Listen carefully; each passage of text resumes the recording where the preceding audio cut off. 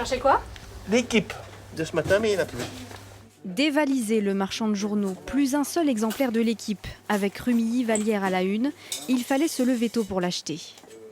À partir de 7h, j'avais déjà du monde, même si j'avais pas eu ma presse, j'avais déjà du monde qui était devant pour l'équipe. Et je pense qu'aujourd'hui, je vais faire que répondre à cette question. Malheureusement, j'ai tout vendu. Dans les rues de Rumilly, quelques commerces affichent leur soutien. Le petit club de 4e division a encore du mal à croire qu'il va jouer la demi-finale de Coupe de France. C'est au-delà de nos espérances, parce qu'en début de saison, nous on accédait à la Nationale 2. L'objectif du club, c'était tout simplement de se maintenir en Nationale 2. La Coupe de France, ça ne faisait pas partie de nos projets. Puis la Covid est passée par là, arrêt des championnats, la Coupe de France, et puis match après match, tout s'enchaîne, les planètes s'alignent. À l'entraînement, les jeunes du GFA sont gonflés à bloc. Et là on va vite sur les appuis à Nice, ouais très bien.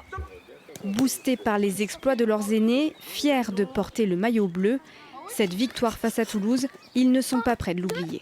Et franchement, quand ils ont marqué le premier, on était fous, mais le deuxième, on était vraiment... C'était magique. On a fait la fête jusqu'à minuit. Ouais, minuit 13, on s'est couché. C'est historique, on est en train d'écrire une nouvelle histoire. Ouais. Comme tout le monde dit, la Coupe de France, ça fait rêver. Et tout est possible.